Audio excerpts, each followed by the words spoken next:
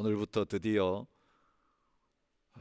예배당의 문이 열리면서 멈추었던 열방기도 24시간 365일 모든 민족을 위하여 기도하는 이 사역을 시작할 수 있게 해주셔서 얼마나 감사한지 모르겠습니다. 다칠 때는 아주 급하게 다쳤는데 교회 문이 열릴 때는 서서히 시간을 두고 열리게 되는 것을 보면서 하나님께서 이렇게 하신 뜻이 계신다라고 하는 것을 생각하게 됩니다. 하나님께서 모든 것을 멈추게 하시고 모든 문을 닫게 하시는 동안에 다 무너진 것처럼 보였지만 하나님은 하나님이 원하시는 것들을 하나하나 처음부터 다시 세워가고 계시고 회복시키고 계시는 것을 이 기간을 통과하면서 경험하게 됩니다. 함께 예배하지 못하는 동안에 하나님께서 우리의 가정을 회복시키시는 놀라운 일들을 행하고 계시는 것을 볼 수 있었습니다. 그저 가족들이 모여서 밥 먹는 곳, 자는 곳이 아니라 온 가족들이 그리스도 안에서 한 몸이 되고 진정한 사랑의 교제를 나누고 서로 섬기고 그곳에 하나님 모시고 예배하는 성전으로 거룩한 교회로 가정들을 세워가시는 그런 일들을 행하고 계시는 것을 볼 수 있었습니다. 그리고 이제 가정을 회복시키시는 이 일을 계속 진행하시면서 하나님은 당신의 교회를 기도의 집으로 우리 성도 한 분 한 분을 기도하는 성전, 열방 기도 센터로 회복시키시고 세우시는 일을 하기를 원하십니다. 여러분, 가정과 기도가 무슨 관계가 있습니까? 예, 관계가 있습니다. 성경은 분명히 부부의 관계가 막히면 기도가 막힌다고 말씀하고 있습니다. 부모와 자녀의 관계도 마찬가지입니다. 사람과의 관계가 끊어져 있고 막혀 있는데 하나님 앞에 나와서 기도할 때에 하나님과의 관계가 회복될 수 없습니다. 성도들이 하나님 앞에서 믿음의 가족인데 우리 사이에 관계가 막혀 있으면 함께 모여 예배한다고 해도 하나님과의 소통이 일어나지를 못합니다. 그래서 같이 모여 예배하는 것보다 더 중요한 것은 관계 회복입니다. 우리가 함께 모여서 예배하게 되었을 때에 모든 성도들이 회복된 모습으로 하나님 앞에 모여서 우리의 예배가 하나님의 임재를 경험하면서 하나님 앞에 온전하게 드려지는 그런 예배가 되어질 수 있기를 원합니다. 이제 기도의 자리를 열고 하나님 앞에서 기도하는 동안에 하나님께서 저희 교회를 온전한 기도의 집으로, 만민의 기도하는 집, 만민이 모여 기도하는 집으로 다시 기초를 닦으시고 세우시는 놀라운 일들이 일어났으면 좋겠습니다. 오늘 이 예배당의 자리가, 이 비어있는 자리가 꽉 채워지기 전에 저는 하나님 앞에 기도합니다. 주님, 이 한 주일 동안 144시간 하나님 앞에 기도하는 자리가 있는데 그 144시간의 자리가 비어있지 않고 먼저 채워지게 해 주십시오. 그리고 나서 그 자리가 다 채워졌을 때 하나님 새벽 기도의 자리를 열어주시고 수요 기도의 자리를 열어주시고 그리고 이 기도가 불일 듯 타오르게 되었을 때에 하나님 예배당을 열어서 주일 예배의 자리를 열어주셔서 진정으로 하나님이 기뻐하시는 온전한 예배를 드릴 수 있게 주십시오. 그렇게 기도하기를 원합니다. 오늘 이 가정의 달을 보내면서 이제는 기도의 자리를 다시 여는 이 시간 하나님께서 우리에게 주시는 말씀이 시편 17편 다윗의 기도입니다. 하나님 앞에서 이 말씀을 묵상하는 가운데 이 다윗의 기도를 통해서 하나님 우리에게 주시기를 원하시는 메시지를 간단하게 하나로 정리해 보았습니다. 하나님이 우리에게 베풀어 주시는 놀라운 사랑으로 우리의 가정을 교회로 세우고, 이 하나님의 사랑으로 모든 민족을 품고 기도하면서 하나님의 나라를 이 땅 가운데 세워 나가는 자가 되기를 원하신다는 마음을 주셨습니다. 하나님 우리의 가정을 통해서 진정한 하나님의 나라의 모습이 어떠한가를 보여주기를 원하십니다. 오늘의 기도의 자리에 나갈 때에 우리의 가정 안에서 경험한 이 하나님의 놀라운 은혜를 가지고 온 열방들에게 기도함으로 말미암아 이 은혜를 흘려보내는 일이 저희 교회를 통해서 일어날 수 있었으면 좋겠습니다. 진정한 하나님의 사랑으로 회복된 아름다운 가정의 모습, 우리가 가정천국이라고 이야기하죠.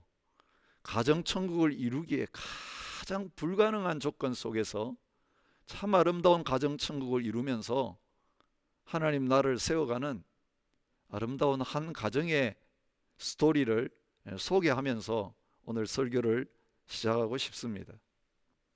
2013년 MBC 휴면 다큐 사랑에서 붕어빵 가족이라는 제목으로 소개되었던 가정 이야기입니다. 현재 한국 국내 최다인 11명의 자녀들을 입양해서 돌보고 있는 강릉 아산병원 원목이신 김상훈 목사, 윤정희 사모님의 가정 이야기입니다. 이분들은 1992년에 결혼해서 자녀를 낳기 원했지만 아내의 몸이 연약해서 4번의 유산을 겪었습니다. 하나님, 내 아이 한 명만 낳게 해주시면 그 다음부터는 입양해서 자녀들을 기르겠습니다. 한 명만 내 배로 진통하면서 낳게 해주십시오. 그렇게 하나님 앞에 유산한 다음에 매달렸는데 주님께서 그런 마음을 주셨습니다. 너 안에 내가 있다. 너 뱃속에 아이를 가지는 것보다 너 안에 내가 있으니 더 이상 아이 가지려고 하지 말고, 너가 이 세상에서 아이 한번 가져봐야 되겠다는 그 마지막 소원과 미련까지 다 내려놓으라, 그런 마음을 주셨습니다. 그래서 아이 낳는 것을 포기하고 2000년부터 시작해서 입양하기를 시작했습니다. 그래서 3녀를 먼저 입양하고 그 다음에 8남을 입양해서 지금 11명을 키우고 있습니다. 근데 이 아이들은 모두 친부모에게 버려진 상처가 있고 육체적으로는 병이나 장애를 가지고 있는 아이들이었습니다. 보통 입양을 할 때 사람들이 선호하는 것은요, 신생아입니다. 데리고 오면 그냥 부모인 줄 알고 그렇게 키울 수 있는 신생아를 선호합니다. 건강하고 예쁜 아이를 선호합니다. 그리고 다 입양되고 나서 그 입양되지 못하고 버려지는 존재들이 바로 이 목사님 사모님이 입양한 아이들이었습니다. 둘째는 병으로 살 가망이 없는 아이였습니다. 셋째는 구순구개열로 언어장애가 있었습니다. 넷째랑 여덟째는 입양되었다가 파양되어서 그 버림받은 상처가 아주 깊어서 지적장애 상급 판정을 받은 애였습니다. 다섯째 아이는 안짱다리로 태어나서 수술도 하고 보조기구를 끼고 생활해야 했던 아이였습니다. 넷째 요한이는 4살에 입양되었다가 3개월 만에 파양이 되었다가 5살에 입양되어 왔고, 여덟째 한결이도 5살에 입양되었다가 7살 반에 파양이 되어서 9살이 되었을 때에 목사님 가정에 왔습니다. 하나님 앞에 기도하고 입양하려고 하면서, 하나님, 한 명이면 되겠죠. 이 한 명도 어떻게 입양해야 될지 자신이 없어서 한 명만 하려고 시설에 갔습니다. 그때 하은이라고 하는 3살짜리 여자애를 만났습니다. 거기에 온 지 반년이 지났는데도 처음 며칠만 잘 놀고 그 뒤로는 밥도 잘 안 먹고 화장실 갈 때만 빼고 구석에 무표정하게 앉아만 있는 그런 우울한 아이였습니다. 그 아이 데려오려고 했는데 동생이 있다는 이야기를 들었습니다. 한 달째 병원에 입원해 있었습니다. 동생 하선이는 18개월이나 되는 애였지만 가보니까 갓 100일 지난 정도의 크기밖에 되지 않았습니다. 태어날 때부터 너무 병약했습니다. 언니만 데려올 수가 없어서 한 명 데리러 갔다가 이 자매를 같이 집에 데리고 왔습니다. 입양할 때부터 기침이 잦았는데 병명을 못 찾다가 2004년이 돼서야 서울대병원을 통해서 폐쇄성 모세기관지염이라는 거 알게 되었습니다. 치명률이 높아서 어른들 가운데는 이 병을 앓고 있는 사람이 없는 병이었습니다. 이 아이 고쳐만 주시면 내가 목사 되겠습니다. 아버지는 이 아이의 병을 놓고 하나님 앞에 살려만 달라고, 고쳐달라고 그렇게 부르짖었습니다. 아내는 살려주시면 내가 신장 기증하겠습니다. 그런 제목을 놓고 하나님 앞에 부르짖었습니다. 도무지 살 수 없는 아이가 하나님 은혜로 다시 회복이 되어졌고, 지금은 간호사가 되어서 아픈 사람들을 돌보는 그런 자리에 있게 해 주셨습니다. 이 응답으로 남편은 잘 나가던 건축업을 내려놓고 50세가 되어서 목사 안수를 받고 지금 병원에서 어려운 사람 돌보는 원목 생활을 하고 있습니다. 아내만 신장 이식을 한 것이 아니라 부부와 같이 신장 이식을 했습니다. 셋째 하민이는 언어 장애를 안고 왔지만은 몇 번의 수술을 거듭한 다음에 정상이 되어서 간호 선수를 거쳐서 이제는 선교사를 꿈꾸는 신학생이 되었습니다. 다섯째 사랑이는 안짱다리로 태어나서 못 걷던 아이였는데 3년 만에 걷기 시작했고 뛰기 시작했고 쇼트트랙 스케이트 선수를 거쳐서 지금은 사격 선수가 되었습니다.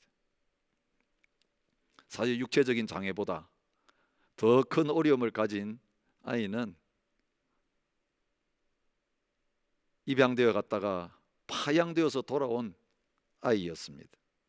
특별히 넷째이자 장남인 요한의 스토리가 가슴을 뭉클하게 합니다. 친부모가 베트남에서 근로자로 오신 분들이었습니다. 병원에 애 낳아놓고 사라졌습니다.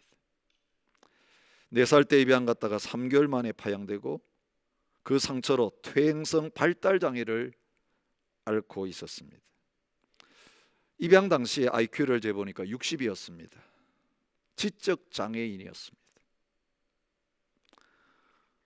사모님을 엄마라고 부르는데 3년이 걸렸습니다. 초등학교 입학 전에 한글 가르쳐 주려고 아무리 노력해도 배우려고 하지 않았습니다. 책상 밑에 들어가면 종일토록 나오지도 않았습니다. 그래서 엄마가 책상 밑에 같이 들어가 가지고 앉아서 함께 책을 읽고 간식을 먹고 그렇게 생활해야 했습니다. 아토피가 심해서 먹는 밥은 황토물을 받아가지고 따로 지었고, 가족 모두가 라면이나 과자류는 일절 입에도 대지 못했습니다. 플라스틱이 좋지 않다고 해서 요한이가 먹는 그릇은 사기 그릇으로 교체했습니다. 옷도 몸에 좋은 순면만 입혔습니다. 6개월 정도 지나니까 요한이가 조금씩 부부를 바라보기 시작했습니다. 가끔 눈도 맞추고 웃기도 했습니다. 그런데 7살 되던 해 유치원 재롱 잔디 때 사건이 생겼습니다.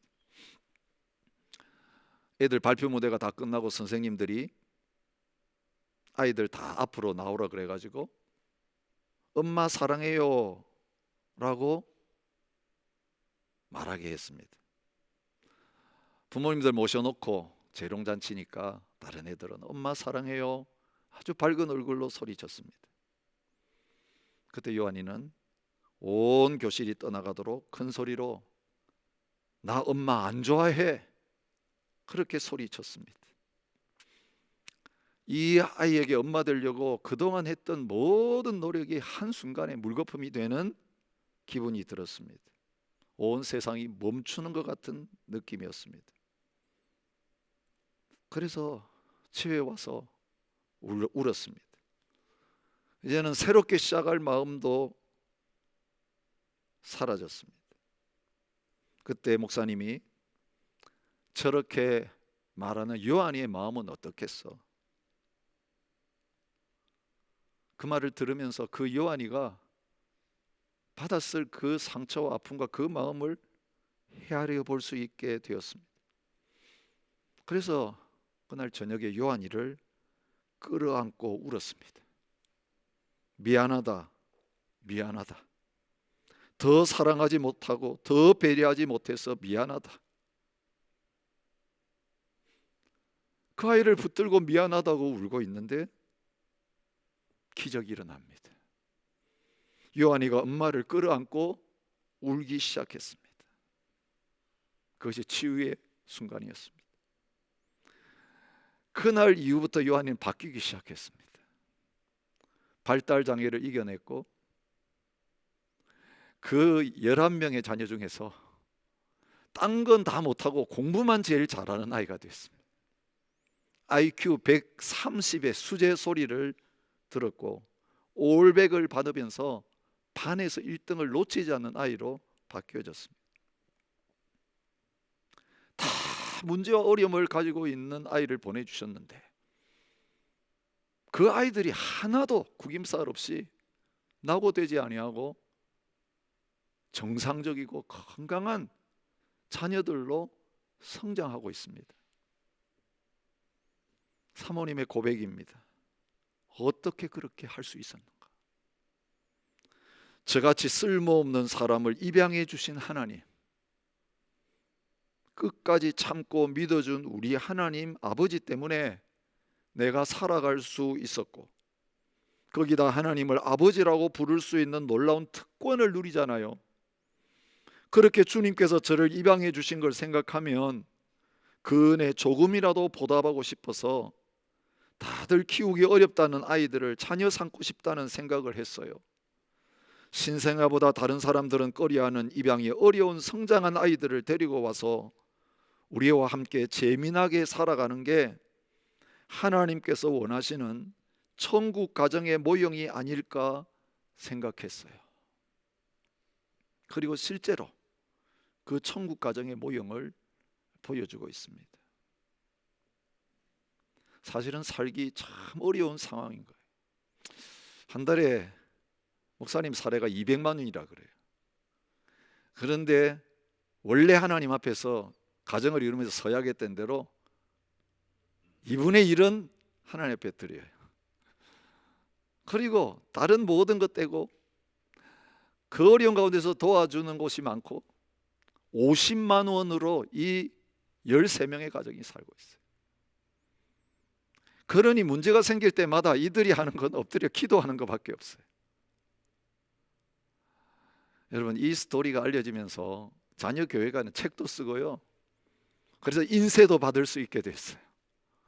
이제 들어오는 돈이 많아졌는데 그 모든 수입을 가정에 쓰지 않아요. 또 바깥으로 다 흘려보내면서 물질이 풍부해졌다고 기도를 쉴까 봐서 계속해서 하나님 앞에 의존할 수밖에 없는, 기도하지 않으면 물질 공급도 끊어질 뿐만 아니라 하나님의 은혜와 사랑이 흘러 들어올 수가 없기 때문에 그 힘들고 어려운 상황 가운데서도 하나님 바라보면서 하나님 주시는 사랑으로 가정을 세워나가는 이 모습 읽으면서 얼마나 감동이 됐는지 모르겠습니다. 오늘 우리는 가정을 제대로 세울 수 없는 이런저런 이유들을 너무 많이 이야기합니다. 근데 여러분, 다 우리가 낳은 자식이잖아요. 숫자도 많지 않잖아요. 이 호주 땅에서 얼마나 좋은 조건 속에서 우리가 키우고 있습니까? 사실 자녀를 더 잘 키우고 가정을 더 잘 세우려면 하나님 이것도 필요해요, 저것도 필요해요, 온갖 필요한 것들 우리가 구하면서 이게 없어서 못하고 저거 없어서 못한다고 하는데 결국 핵심은 무엇입니까? 진정한 하나님의 사랑이 우리에게 없기 때문에 우리 가정에서 우리의 자녀들에게 우리 부부들 안에서 이 진정한 하나님의 사랑을 흘려보내지를 못하니까 결국은 세워지지 못하고 깨지고 흔들리고 무너지는 그런 일들이 일어나는 것입니다. 오늘 우리는 이 시편을 통해서 다윗이 하나님 앞에서 기도하는 내용이 무엇인가라고 하는 것을 발견합니다. 이런저런 많은 기도를 하는데요, 오늘 본문에서 하나님이 가장 핵심적으로 다윗이 구하는 것, 그리고 우리가 구해야 될 것 보여주시는데, 주의 기이한 사랑을 나타내소서라고 하는 내용입니다. 여기에 모든 해답이 다 들어있습니다. 사실은 기이한 사랑을 나타내소서라고 번역이 됐는데 사랑을 놀랍게 나타내 주십시오, 사실 그렇게 번역해야 마땅합니다. 그 히브리 단어가 딴 게 아니고 헤세드예요. 기이한 사랑이라고 번역한 단어가 헤세드입니다. 인자라고 번역되기도 하고 은총이라고 번역되기도 하고 사랑이라고도 번역이 돼 있죠. 그건 무엇입니까?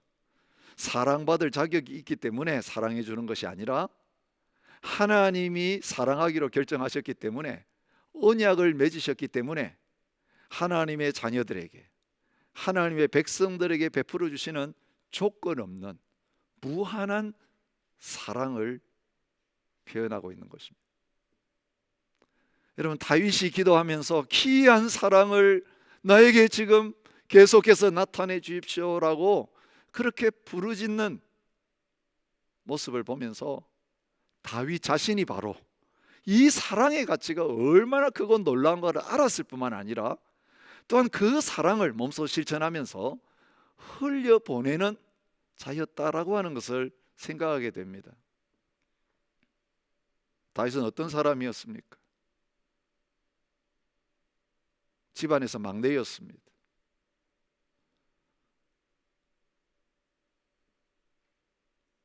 형들은 하지 않는 일들을 목동의 자리에 앉아서 해내야만 하는 사람이었습니다. 하나님께서 이런 다윗을 왕이 되게 하셨습니다. 그러시면서 그에게 놀라운 언약을 맺으셨습니다. 내가 너를 목장 곧 양을 따르는 데에서 데려다가 내 백성 이스라엘의 주권자로 삼고 내가 가는 모든 곳에서 내가 너와 함께 있어 내 모든 원수를 내 앞에서 멸하였은즉 땅에서 위대한 자들의 이름같이 내 이름을 위대하게 만들어 주겠다고 약속하시면서 그가 짓기를 원하는 성전은 그의 아들을 통해서 짓게 하겠다고 하시면서 그의 집안에 놀라운 복을 주시는데, 나는 그에게 아버지가 되고 그는 내게 아들이 되리니 그가 만일 죄를 범하면 내가 사람의 매와 인생의 채찍으로 징계하려니와 내가 내 앞에서 물러나게 한 사울에게서 내 은총을 빼앗은 것처럼 그에게서 빼앗지 아니하고 내 집과 내 나라가 내 앞에서 영원히 보존되고 내 왕위가 영원히 견고하리라, 그렇게 언약을 맺어 주셨습니다. 그리고 실제적으로 다윗에게 하신 이 언약대로 그가 우리아의 아내를 범하고 우리아를 전쟁터에 불러서 죽음의 자리에로 내모는 그런 끔찍한 죄를 저질렀음에도 불구하고 그를 왕위에서 쫓아내지 않으시고 그가 하나님께 회개할 때에 여호와께서도 당신의 죄를 사하셨나니 당신은 죽지 않을 것입니다. 나단 선지를 통해서 이런 놀라운 은혜와 사랑을 경험하게 하셨습니다. 여러분, 다윗의 다윗된 것은 다른 어떤 것이 아닙니다.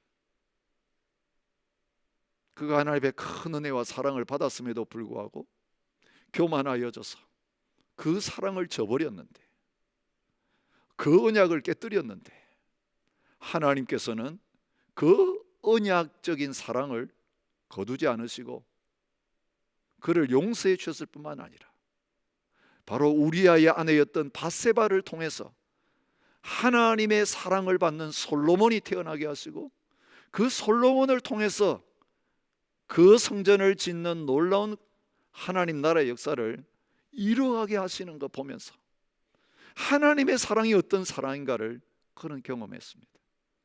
그는 사랑을 경험하는 자리에만 있지 않았습니다. 그 사랑을 흘려보냅니다. 원수였던 사울을 끝까지 사랑합니다.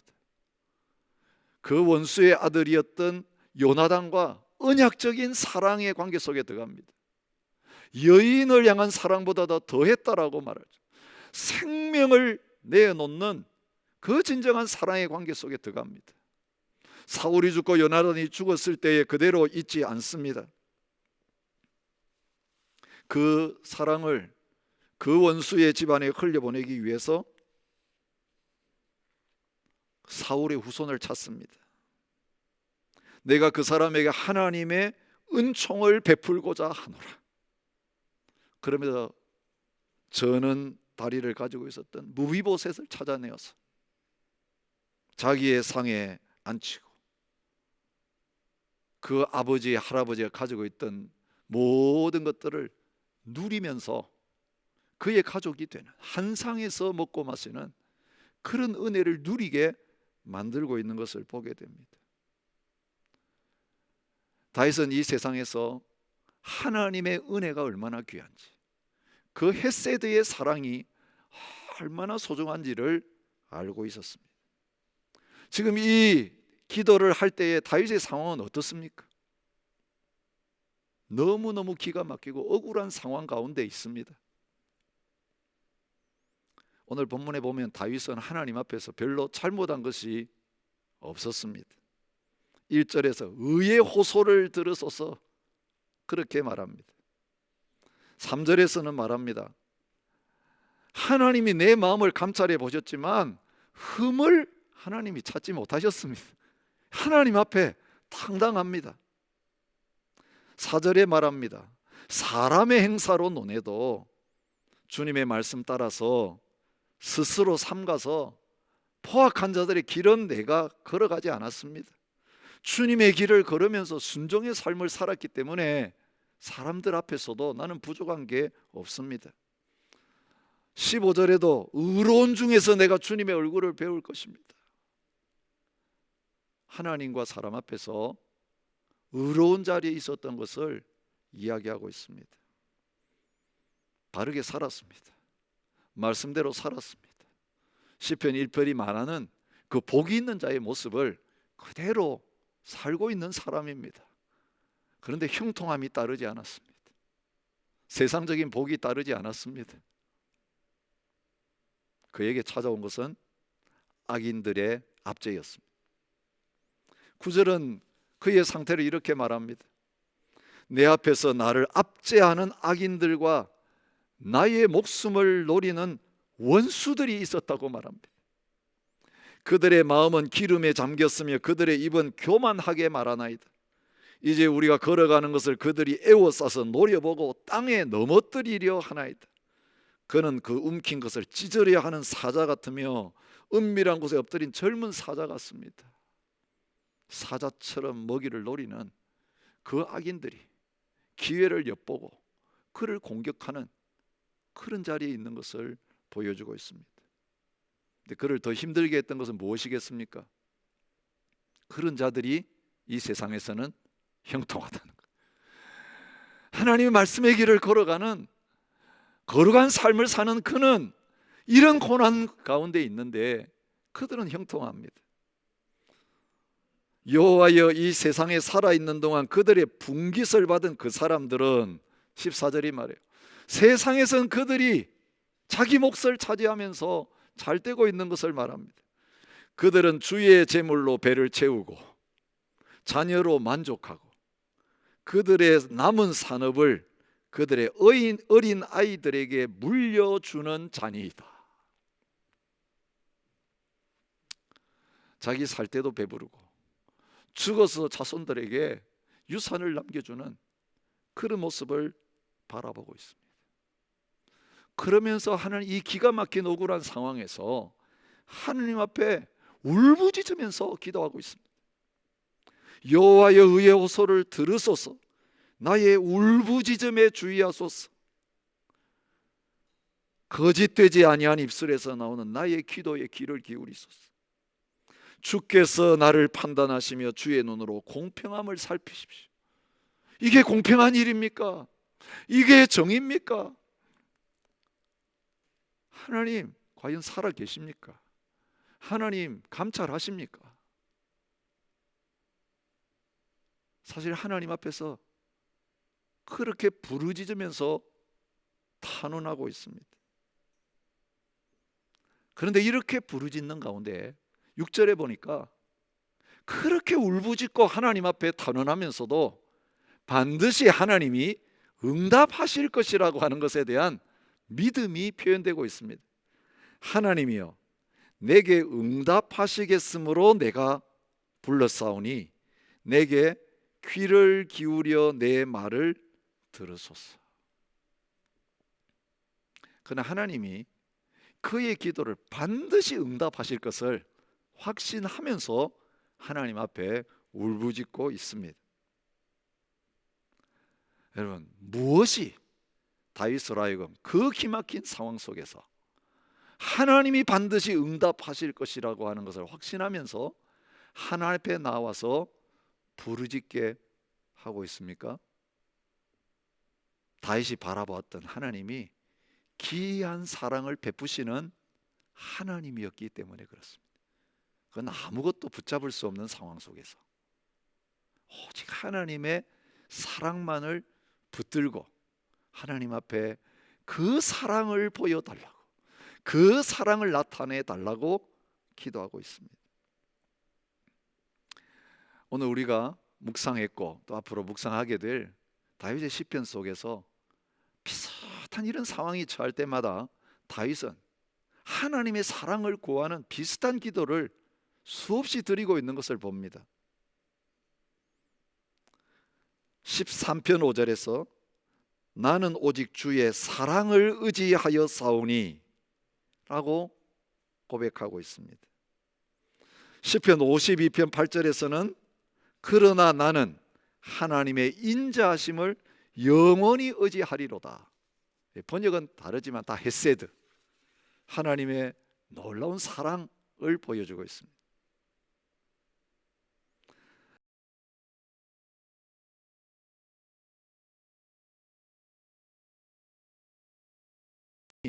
영원부터 있어 싸우니 주여 이것들을 기억하옵소서. 40편 11절부터 13절에서도 여호와여 주의 긍휼을 내게서 거두지 마시고 주의 인자와 진리로 나를 항상 보호하소서. 여호와의 은총을 베푸사 나를 구원하소서. 86편 15절부터 17절에서 그러나 주여 주는 긍휼히 여기시며 은혜를 베푸시며 노하기를 더디하시며 인자와 진실이 풍성하신 하나님이시오니 내게로 돌이키사 내게 은혜를 베푸소서. 주의 종에게 힘을 주시고 주의 여종의 아들을 구원하소서. 은총의 표적을 내게 보이소서.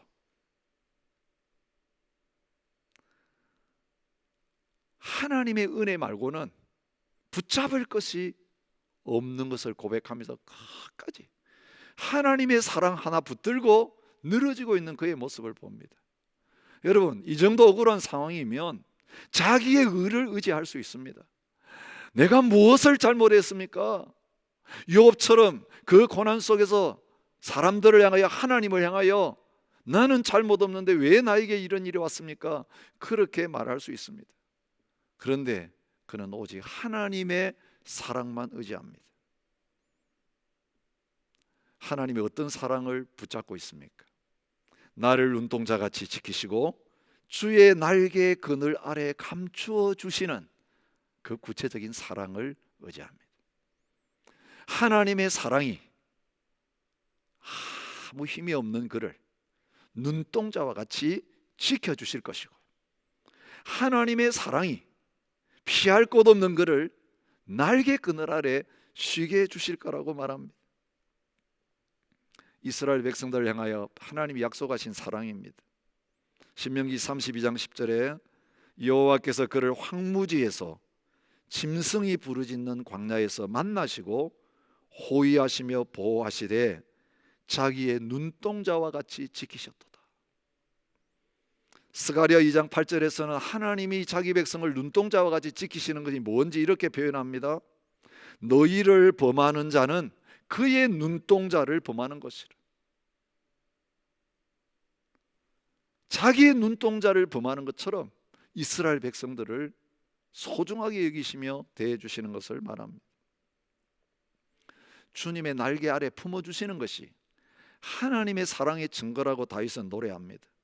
시편 36편 7절에서 하나님이여 주의 인자하심이 어찌 그리 보배로우신지요 사람들이 주의 날개 그늘 아래에 피하나이다. 57편 1절에서도 하나님이여 내게 은혜를 베푸소서, 내게 은혜를 베푸소서, 내 영혼이 주께로 피하되 주의 날개 그늘 아래서 이 재앙들이 지나가기까지 피하리이다. 여러분, 하나님의 이 놀라운 사랑 때문에 살았고 이 하나님의 사랑 때문에 앞으로 살 수 있는 것을 믿으면서 다윗은 이 구체적인 하나님의 사랑을 붙잡습니다. 여러분, 이 사랑이 원수의 손에서 구원해 주시는 사랑이 된다라고 하는 것을 오늘 이 시편은 가르쳐 줍니다. 나를 압제하는 악인들과 나의 목숨을 노리는 원수들에게서 벗어나게 해주십시오. 여호와여 일어나 그를 대항하여 넘어뜨리시고 주의 칼로 악인에게서 나의 영혼을 구원하소서. 여호와여 이 세상에 살아있는 동안 그들의 분깃을 받은 사람들에게서 주의 손으로 나를 구원하소서. 그 원수에게서부터 구원해 주시기를 바라면서 그 기도가 확실하게 응답되어지는 것을 하나님의 사랑, 하나님의 자비의 근거에서 확신하고 있는 것입니다.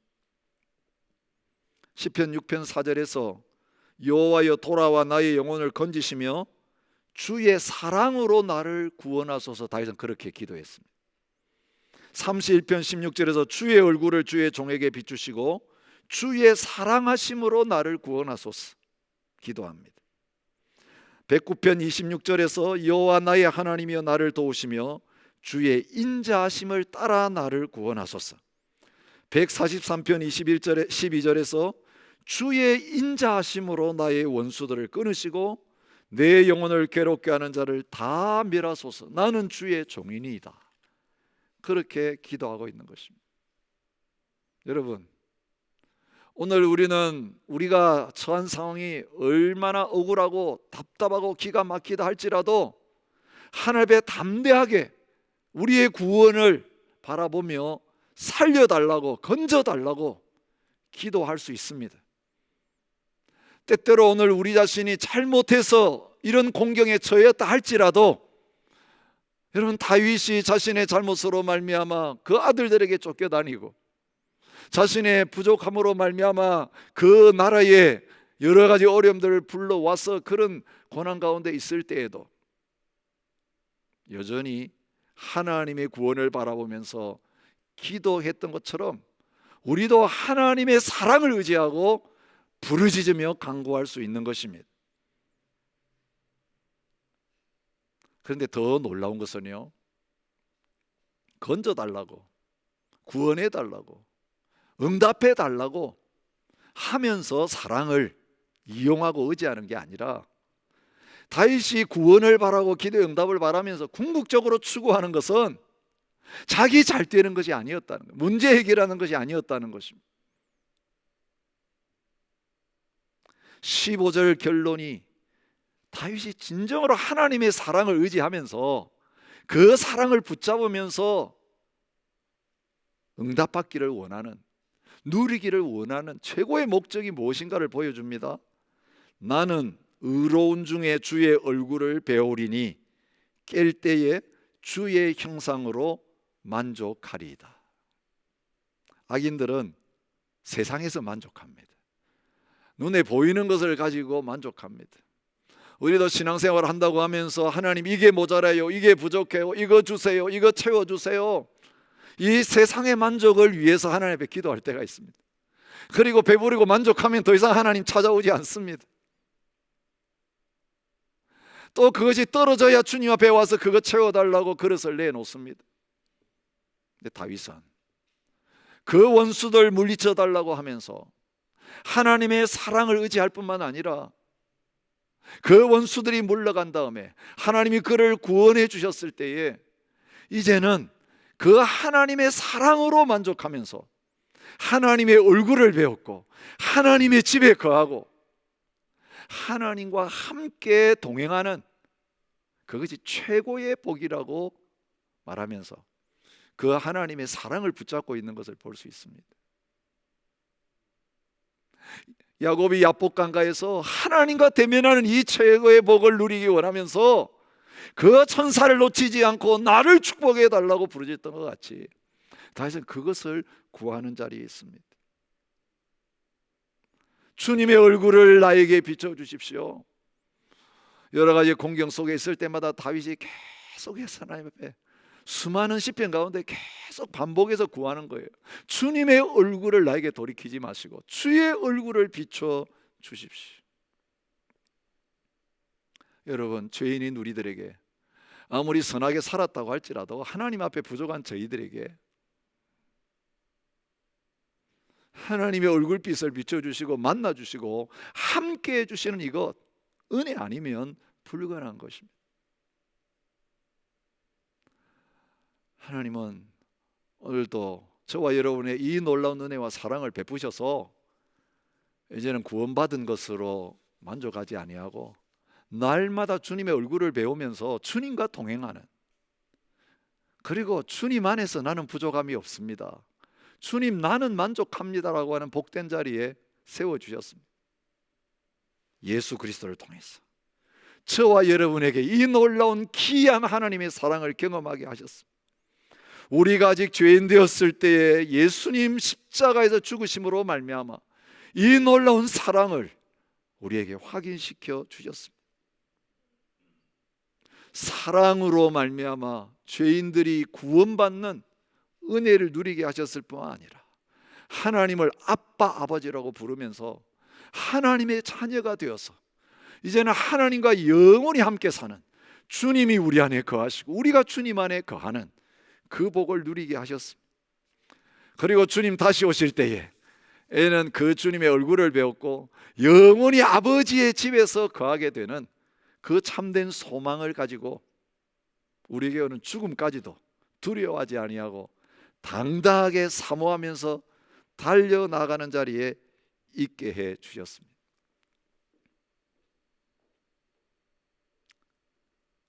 오늘도 우리가 경험한 이 사랑으로 우리의 가족들을 대하고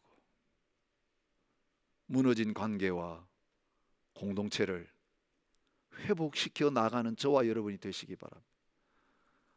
범죄하는 열방들을 바라보면서 여전히 그들을 사랑하시는, 그들을 위해 탄식하며 울고 계시는 그 아버지 하나님의 마음을 알고 그 하나님의 약속의 말씀, 언약의 말씀, 그 변하는 사랑을 붙들고 그들을 위해 중보하며 그들을 축복하는 가운데 이 열방을 하나님의 나라로 세워나가는 자리에 서게 되는 저와 여러분이 되시기를 바랍니다. 만약 오늘 우리에게 이 사랑이 없다면 오늘 우리가 구해야 될 건 딴 거 아닙니다. 우리를 힘들게 하는 다른 어떤 일이 아닙니다. 힘들게 하는 어떤 사람 바꿔달라고 하는 게 아닙니다. 주님, 나에게 이 사랑이 필요합니다. 주님이 필요합니다. 다윗이 그 기막힌 상황 속에서도 귀한 하나님의 사랑을 보여달라고 부르짖었던 것처럼, 그리고 그 사랑을 경험했던 것처럼, 저와 여러분 그 사랑을 구하며 그 사랑으로 만족하며 그 사랑을 흘려보내어서 모든 것을 회복시키는 이 복된 자리에 다 서실 수 있기를 주님의 이름으로 축복합니다. 우리 함께 찬양하면서 하나님 앞에 기도하면서 이 사랑을 구하는 자리에 함께 나갔으면 좋겠습니다.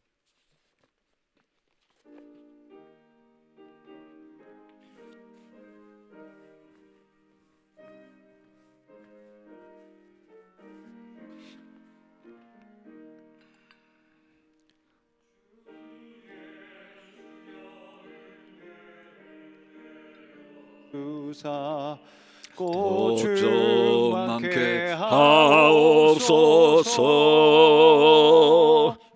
이 주리고 목마른 나의 맘에 주 성령을 부소서. 주 예수여 충만한 은혜 내 영혼에 부소서. 주 예수만 나의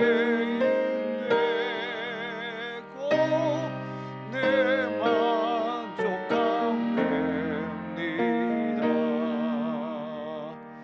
주 예수여 죄에서 풀어주사 날 정결케 하옵소서. 이 세상의 유혹이 나의 맘에 들 못하게 하옵소서. 주 예수여 충만한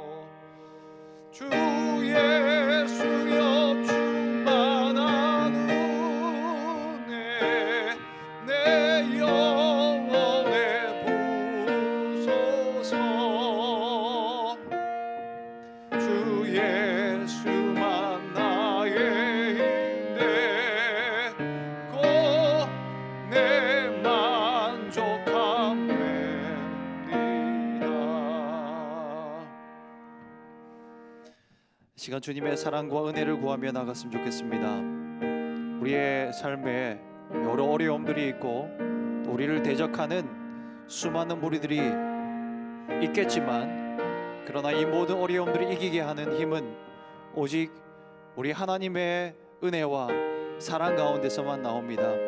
하나님의 사랑이 충만하게 우리 가운데 누려지고 하나님의 사랑이 우리 안에 충만히 거하면 우리는 모든 것을 다 뛰어넘어갈 수 있습니다.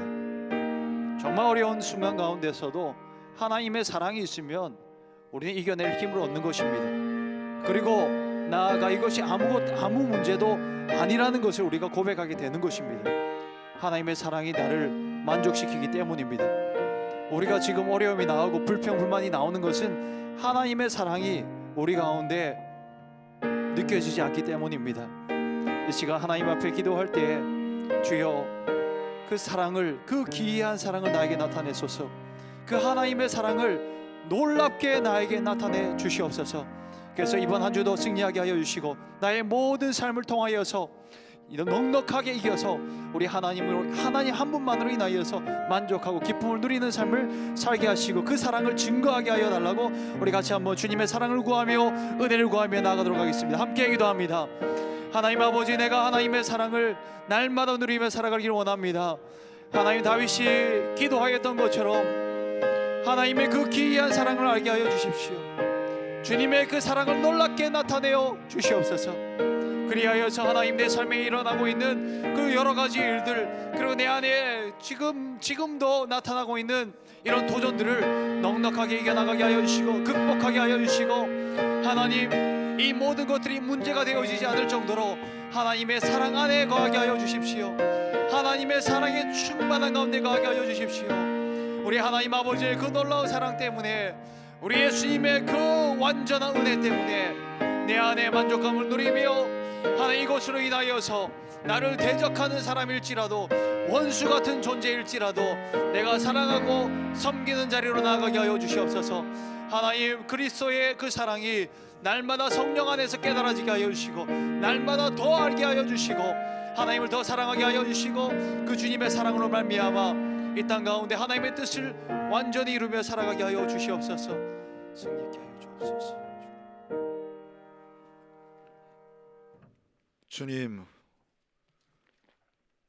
우리의 통장이 비어 있는 것이 문제가 아니고 우리의 먹을 것이 없어서 배가 줄인 것이 문제가 아니고 이 세상의 여러 가지 조건들이 우리에게 없는 것이 문제가 아니고 하나님으로 충만하지 못하고 하나님 한 분만으로 만족하지 못하고 충분한 사랑과 은혜를 주셨는데 이 은혜를 깨닫지 못하고 살아가는 것이 가장 큰 영적인 문제인 것을 깨닫게 해주셔서 감사합니다. 주님, 바울이 모든 것이 없는 가운데서도 능력 주시는 예수 그리스도 안에서 모든 것을 할 수 있다고 고백한 것처럼 주님, 우리를 그런 자리에 세워주셔서 감사합니다. 하나님, 내 것으로 일하지 않고 하나님의 것으로 일할 수 있기를 원합니다. 주님, 가정을 세울 수 있는 사랑을 주십시오.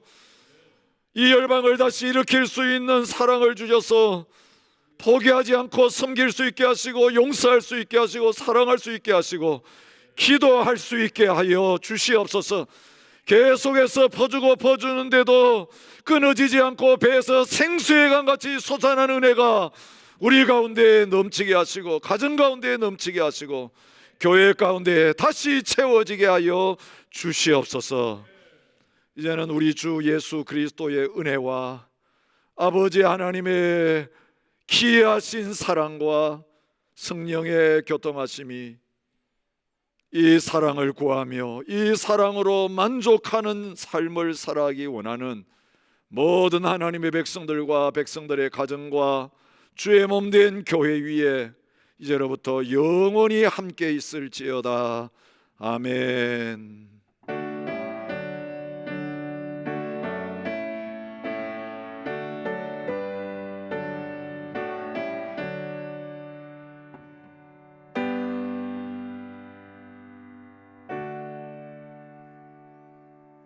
주님의 사랑이 충만히 여러분 안에 거하시길 바랍니다. 우리 가족들 간에도 그 사랑의 교제를 충분히 누리길 바라는데요. 지금 옆 사람에게 우리 가족들에게 사랑을 고백했으면 좋겠습니다. 주님의 사랑으로 당신을 사랑합니다. 당신을 사랑해. 그렇게 고백하겠습니다. 감사합니다. 사랑합니다. 우리 교우들 안에도 이 사랑의 충만함이 누려졌으면 좋겠습니다.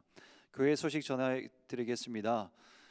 우리 정부와 호주 정부와 그리고 NSW 정부의 정책 완화에 따라서 이제 월요일부터 24365 기도를 재개하도록 하겠습니다. 그 기도실을 사용하실 수 있는데요. 기도실은 한 명이 사용하는 것을 원칙으로 합니다. 그리고 더 기도하실 분들은 본당에서 1.5m 간격을 유지하시고 또 기도하실 수 있습니다. 그 24365 기도는 여러분이 주의하셔서 기도 이 광고를 참고하셨으면 좋겠는데, 그 1분기 신청하신 분들은 또 그대로 스케줄에 따라서 또 연락 받으신 분들 받으셨으리라 생각을 하는데 그대로 기도하실 수 있고요. 그리고 이 스케줄은 이 기도 담당자가 누구인지 그리고 비어 있는 곳은 어떤 시간이 있는지는 홈페이지에서 여러분 확인하실 수 있습니다. 홈페이지 들어가셔서 그 스케줄을 보면 누가 기도를 그 시간에 하는지 그리고 비어 있는지를 확인하실 수 있습니다.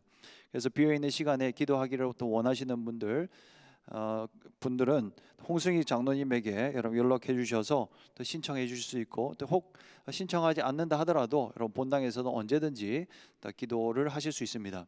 그래서 기도의 불이 꺼지지 않는 그런 시간이 되었으면 좋겠고, 기도로 인해서 하나님께서 우리를 통해서 일하시는 것을 볼 수 있는 그런 기간이 되었으면 좋겠습니다.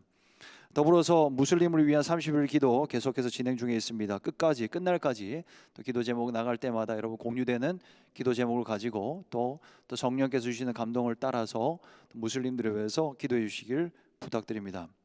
신방 요청 계속해서 받고 있고요. 주일 예배와 또 수요 예배 새벽 기도회는 유튜브를 통해서 여러분 들으실 수 있습니다.